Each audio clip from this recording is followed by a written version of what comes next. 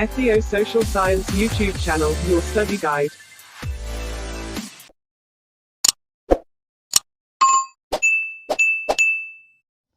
ሃይ ሰላም እንዴት ናችሁ? ውድ የሶሻል ዩቲዩብ ቻናል ተመልካቾች ዛሬ እንግዲህ ይዤላችሁ የመጣሁት ሂስትሪ ግሬድ 12 ዩኒት 1 አዲሱን መጽሐፍ ነው እና ዛሬ አዲሱን መጽሐፍ የምንጀምር ይሆናል ማለት ነው። ዩኒት 1 ምን ይላል?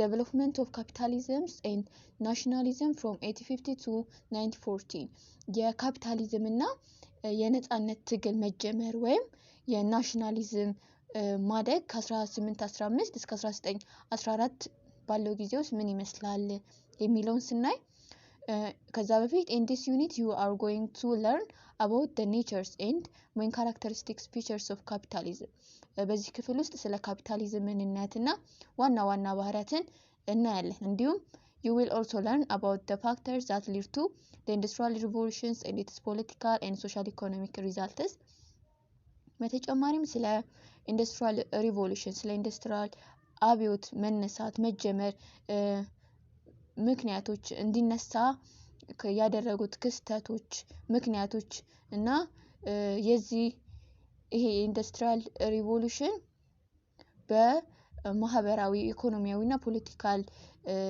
ላይ ያመጣቸው ውጤቶችንም በዛው እናያለን ማለት ነው።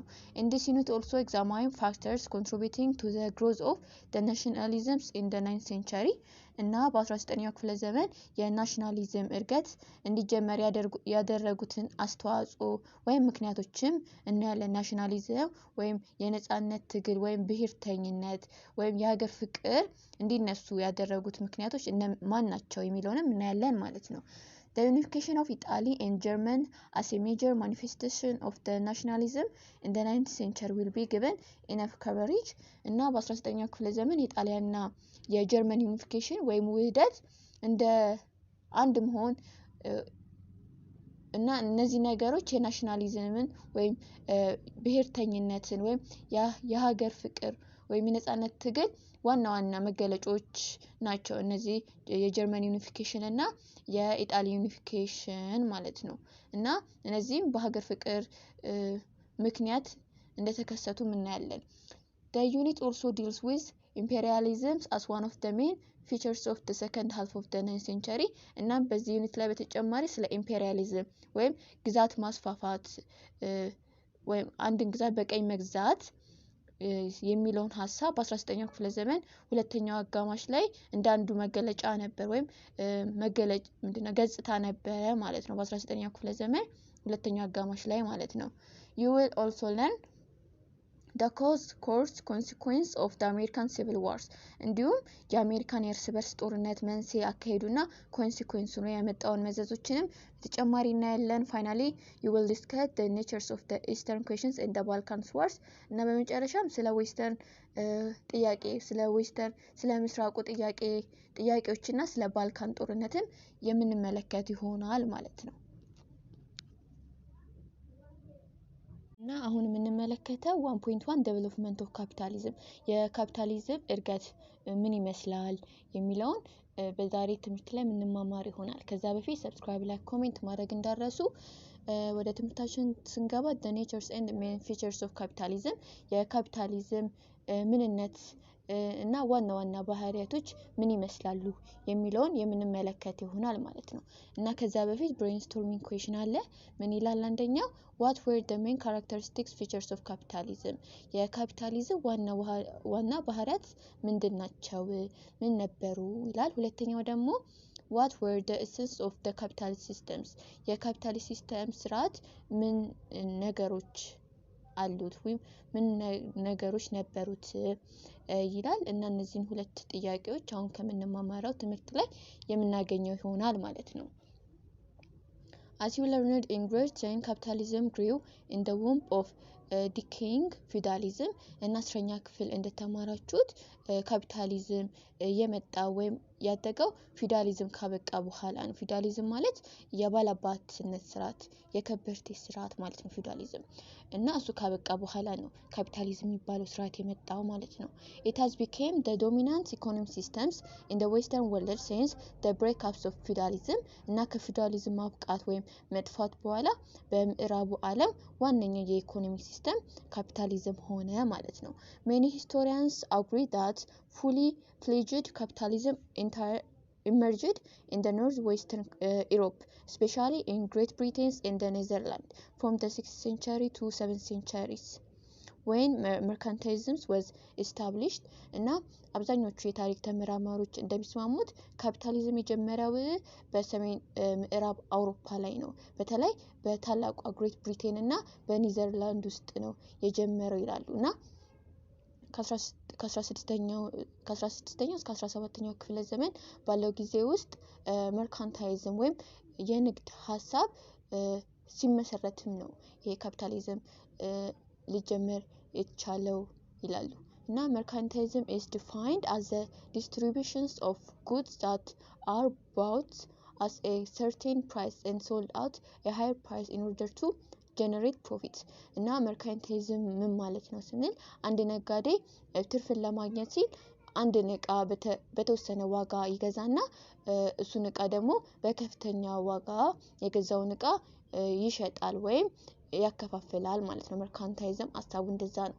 The ethics fostered by the Protestant reformations of the 6th century helped to consolidate capitalism in the western world እና በ19ኛው ክፍለ ዘመን የፕሮቴስታንት ሪፎርሜሽን ወይም ተዋህዶ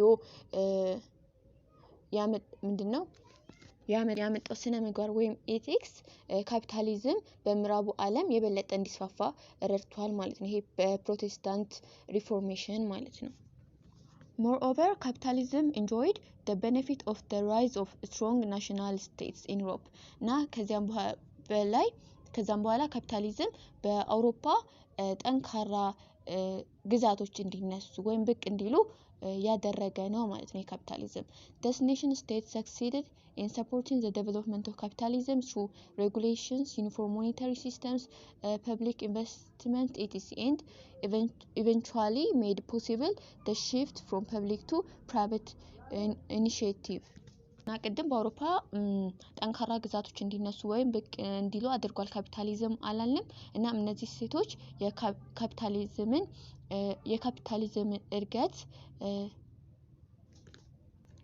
ደግፈው በተለያዩ መንገድ በደንቦቻቸው በሬጉሌሽናቸው በገንዘብ ሲስተማቸው በዩኒፎርም ሞኔታሪ እንዲሁም በኢንቨስትመንት ካፒታሊዝም በኢንቨስት በማድረግ ካፒታሊዝም አሳድገውታል ማለት ነው እና የህዝብ የሆኑ ተቋማትንም ፕራይቬት የሆኑትን ወደ የህዝብ የሆኑትን ወደ ፕራይቬት የህዝብ የሆኑትን ተቋማትን ወደ ግለሰብ እንዲዘዋወሩም አድርገዋል ማለት ነው። Subsequently, capitalism gradually became the dominant economic system throughout the world እና በዓለም አቀፍ ደረጃም ካፒታሊዝም ዋና ኢኮኖሚ ሲስተምም ሊሆን ይችላል ማለት ነው። In the 18th centuries, mercantilism declined when a group of economics theories led to Adam Smith challenged mercantilist doctrines እና በ18ኛው ክፍለ ዘመን የመርካንታይዝም ሐሳብ መቀነስ ወይም ውድቅ መሆን ጀመረ። ምክንያቱም በአዳም ስሚዝ የሚመራው ይሄ የአዲሱ የኢኮኖሚክ ቲዮሪ ወይም ንድፈ ሐሳብ መምጣት ነበረ እናም የመርካንታይዝምን አስተምሮች መቃወም ጀመረ ይሄ አዳም ስሚዝ ማለት ነው። They believed that a state could only increase its wealth at the expense of another state wealth while the amount of the world wealth remained constant እና የአዳም ስሚዝ አዲሱ የኢኮኖሚክ ቲዮሪ ምን ብለው ነው የሚያምኑት የአንድ ሀገር ሀብት የሚያድገው በሌላው ሀገር ሀብት ነው እና ምንም እንኳን የዓለም ሀብት ቋሚ ወይም ኮንስታንት ቢሆንም የአንድ ሀገር እድገት ከሌላው ሀገር ጋር የተያዘ ነው ብለው ነው የሚያምኑት ማለት ነው። as a result of a declines in mercantilism, industrial capitalism arose in the middle 8th century due to the vast accumulations of capital during the phase of merchant capitalism and the investments in machinery እና የመርካንታይዝም ማሽቆልቆል ሲጀምር ወይም በማሽቆልቆሩ ምክንያት በ18ኛው ክፍለ ዘመን አጋማሽ ላይ ኢንዱስትሪያል ካፒታሊዝም መነሳት ጀመረ ወይም ማደግ ጀመረ። ምክንያቱም ከፍተኛ የሆነ የካፒታል ክምችት በመፈጠሩና በማሽነሪዎች ላይ ደግሞ በተደረገው ኢንቨስትመንት ምክንያት ነው ኢንዱስትሪያል ካፒታሊዝም ሊነሳ ይቻለው ማለት ነው። ኢንዱስትሪያል ካፒታሊዝም ማርክድ ዴቨሎፕመንት ኦፍ ማኑፋክቸሪንግ ፋክተሪ ሲስተምስ ኤንድ ሊድ ቱ global dominations of capitalist mode of production እና ኢንዱስትሪያል ካፒታሊዝም የተለያዩ ማኑፋክቸሪንግ ፋክተሪዎች ወይ ፋብሪካዎች የፋብሪካን ስርዓት እንዲያደግ ወይም እንዲጎለብት እና ይሄ የካፒታሊዝም የአመራር ዘዴ በዓለም አቀፍ ደረጃ እንዲቆጣጠርም አድርጎታል ማለት ነው። እና ሌላ የምንመለከተው ደግሞ capitalism has the following main characteristics features የካፒታሊስት ዋና ባህሪያት ምን ይመስላሉ የሚለውን ስናይ አንደኛው capitalism is an economic system characterized by private ownership of the means of production especially in the industrial sector እና ካፒታሊዝም ምን አይነት የኢኮኖሚ ሲስተም ነው መገለጫውስ ምንድነው ስንል የተለያዩ የሚመረቱ ነገሮች በግል ድርጅቶች ወይም በግል ባለቤትነት ነው የተያዙት እና በአብዛኛው ወይም በተለይ ደግሞ በኢንዱስትሪያል ሴክተር ውስጥ ስንመለከት አብዛኞቹ በግል ኩባንያዎች የተያዙ ናቸው በካፒታሊስት ኢኮኖሚ ሲስተም ጊዜ ማለት ነው። the economy is run by individuals or corporations who own and operate companies and make decisions on the use of resources እና ኢኮኖሚው በግለሰቦች ወይም በኮርፖሬሽኖች የሚመራ ሲሆን ኩባንያዎችን በባለቤትነት በመብራትና በንብረት ባሉት ንብረት ላይ አጠቃላይ ውሳኔዎችን የሚወስኑት ግለሰቦች ናቸው ማለት ነው። ሁለተኛው ባህሪ ደግሞ capitalist society was characterized by the split between two antagonistic classes እና በካፒታሊስት ማህበረሰብ ውስጥ ሁለት ተቃራኒ ክፍሎች ወይም ክላሶች እንዲከፈሉ ሆኗል። the capitalist class or the owners which owned the means for productions or property, plants and equipment and the working class which sold their labors to the capitalist class in exchange for wage እና በሁለት ክላሶች በተቃራኒ ክፍሎች የተከፈለ ነው ይሄ ካፒታሊስት ሶሳይቲ ይሄ ካፒታሊስት ኢኮኖሚ ሲስተም ማለት ነው። አንደኛው ካፒታሊስት ክላስ ሲሆን ሌላኛው ደግሞ ወርኪንግ ክላስ ነው ማለት ነው። አንደኛው ይሄ ካፒታሊስት ክላስ ወይም the owners ሲባሉ ባለቤቶቹ ናቸው ፋብሪካውን የያዙት ማለት ነው። የሚመረተውን የሚቆጣጠሩት ማለት በአጠቃላይ ስለ እቃዎቹ ስለሚመረቱት ነገር ምናምን የሚቆጣጠሩት ባለቤቶች የፋብሪካዎቹ ባለቤት ናቸው ማለት ነው። ሌላው ደግሞ the working class ነው። የሰራተኞች ግሩፕ ደግሞ እዛ ድርጅት ውስጥ ተቀጥረው በጉልበታቸው ላባቸውን ተጠቅመው በመስራት ገንዘብ የሚያገኙት ናቸው። እነዚህ ደግሞ ወርኪንግ ክላሶች ስለዚህ አንደኛው ካፒታሊስት ክላስ ነው ባለቤቶቹ ናቸው። ይሄ ደግሞ ወርኪንግ ክላስ ደግሞ የሚያሰሩት እነዚህ ባለቤቶቹ ቀጥረው የሚያሰሯቸው ሰዎች ናቸው ማለት ነው። ሶስተኛው ደግሞ unlike the previous systems capitalism used accumulate capitals to enlarge productive capacity rather than to invest in economically unproductive enterprise such as pyramid and cathedrals እና በፊት እንደነበረው ወይ በቀደም ስርዓት ውስጥ ካፒታሊዝም የሚለየው ከቀደም ስርዓት ውስጥ ማለት ነው በምንድነው ካፒታሊዝም ኢንቨስት የሚያደርገው ምርታማነትን ለማግኘት ነው እንጂ ውጤት ወይም ምርት የሌላቸው ነገሮች ላይ ኢንቨስት አያደርግም። ለምሳሌ እንደ ፒራሚድ እና ካቴድራሎች እንደ ድሮ ጊዜ ንጉሶች ከሰው ብር ሰብስበው ፒራሚድ እና ካቴድራል እንደሚሰራው ማለት ነው እና ገቢ የማያስገኝ ነገር ላይ ጊዜውን አያጠፋም። ገቢ የሚያስገኝ ነገር ላይ ብቻ ነው ኢንቨስት የሚያደርገው በካፒታሊዝም ጊዜ ማለት ነው። አራተኛው ደግሞ the motive for all companies in the capitalist system is to make and sell goods and service only for profit እና በካፒታሊስት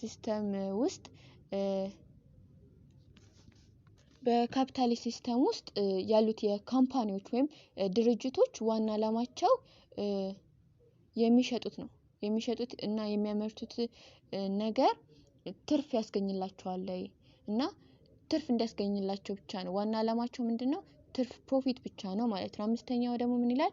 the capitalist societies believe market should be left alone to operate without government intervention እና የካፒታሊስት ማህበረሰብ ምን ብሎ ነው የሚያስበው? ገበያ ከመንግስት ነፃ መሆን አለበት። ገበያው ወይም የመንግስት ጣልቃ ገብነት ሊኖር አይገባም። ነፃ ገበያ ሊኖር ይገባል ብሎ ነው የሚያስቡት ማለት ነው። this idea known as laissez-faire ይሄ ሐሳብ ምን ይባላል? laissez-faire ተብሎ ይጠራል። laissez-faire ማለትም ገበያውን አስነካኩት ወይም ነፃ አርጉት ማለት ነው በፍሬንች ወርድ ማለት ነው። እና መንግስት አያገባውም በካፒታሊስት ሶሳይቲ ማርኬት ውስጥ ነው የሚሉት።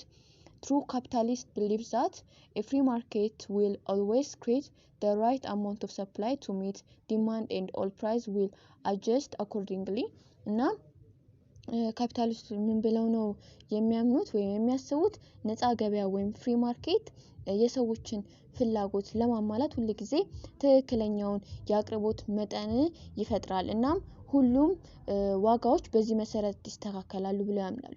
ምን ማለት ነው? የሰዎች ፍላጎት እና የሚመረተው ነገር ወይም መጠን በዛው በገበያው ነው የሚወሰነው። ዋጋውን ጨምሮ ማለት በራሱ ጊዜ እየተስተካከለ ይሄዳል ወይም እየተስተካከለ ነው የሚሄደው ይላሉ። ለምሳሌ በፍሪ ማርኬት ጊዜ መንግስት ጣልቃ ስለማይገባ አምራቾቹ የሚያመርቱት ነገር ወይም አቅርቦቱ ብዙ ከሆነ ዋጋው ይቀንሳል።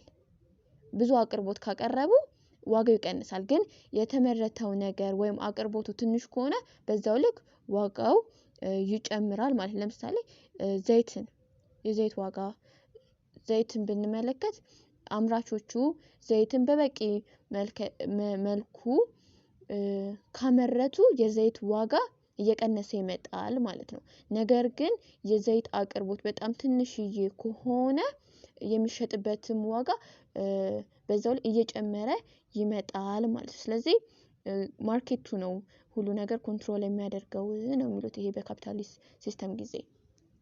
The ideology of classical capitalism was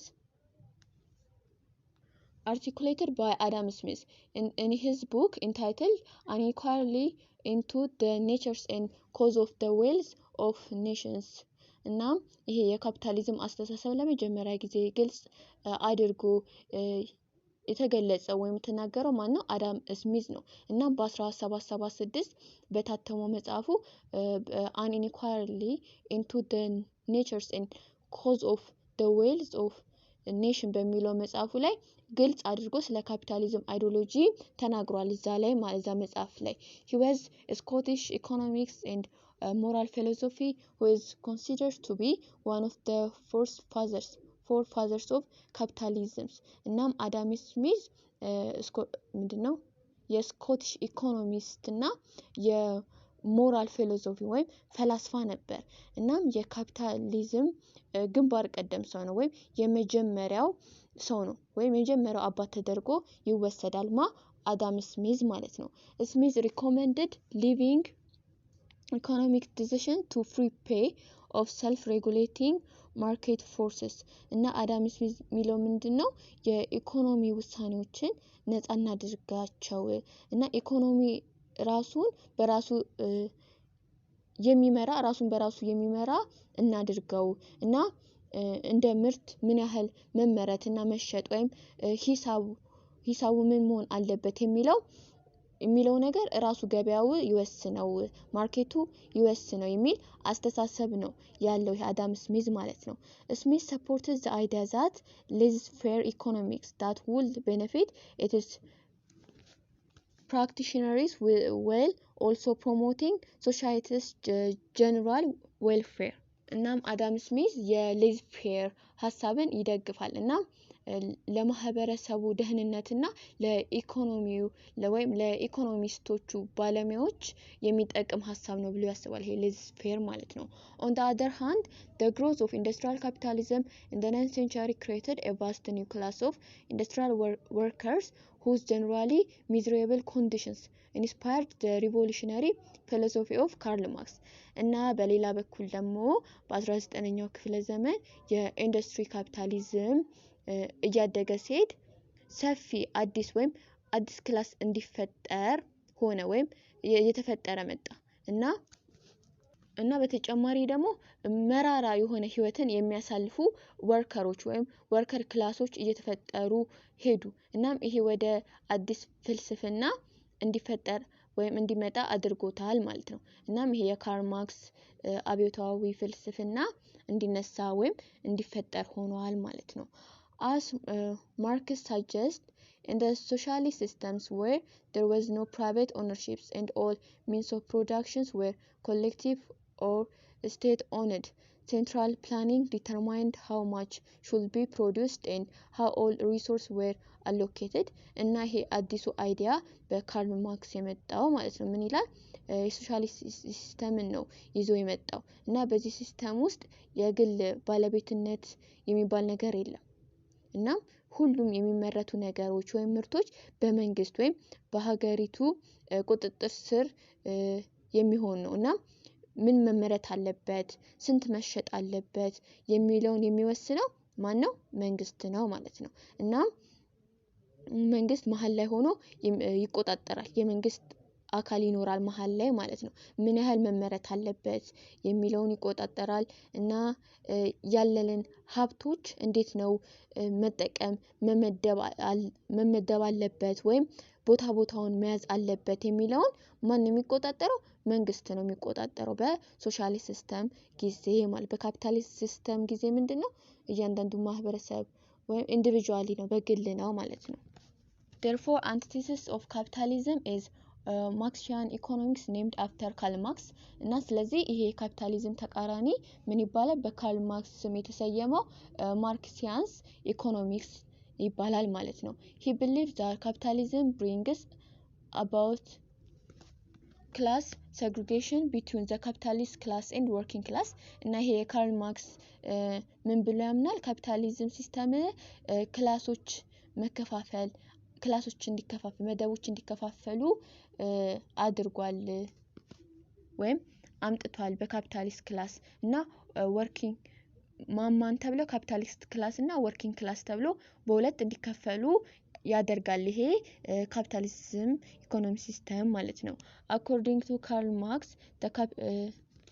the exploitations of the surplus value of labor is one of the major drawbacks of capitalism እና ካርል ማርክስ ምን ብሎ ያምናል ካፒታሊዝም ዋና ድክመቶች አሉት ከድክመቶች ውስጥ አንዱ የሰውን ጉልበት መበዝበዝ ነው የሰራተኞችን ጉልበት ይበዘብዛል ብሎ ያምናል ማለት ነው he says that the working people possesses personal property or capital in the form of their labors እና ካርል ማርክስ ምን አለ የሰራተኞቹ ቡድን ወይም ተቀጥረው የሚሰሩት ሰዎች የግል ንብረት ወይም ካፒታል የሚያፈሩት ጉልበታቸውን ተጠቅመው በመስራት ነው ሀብትን የሚያፈሩት ማለት ነው by selling their labor to other person workers enter to wage labor contract እናም ሰራተኞች ጉልበታቸውን ለሌሎች በመሸጥ ለደሞዝ ብለው ኮንትራክት ወይም ውል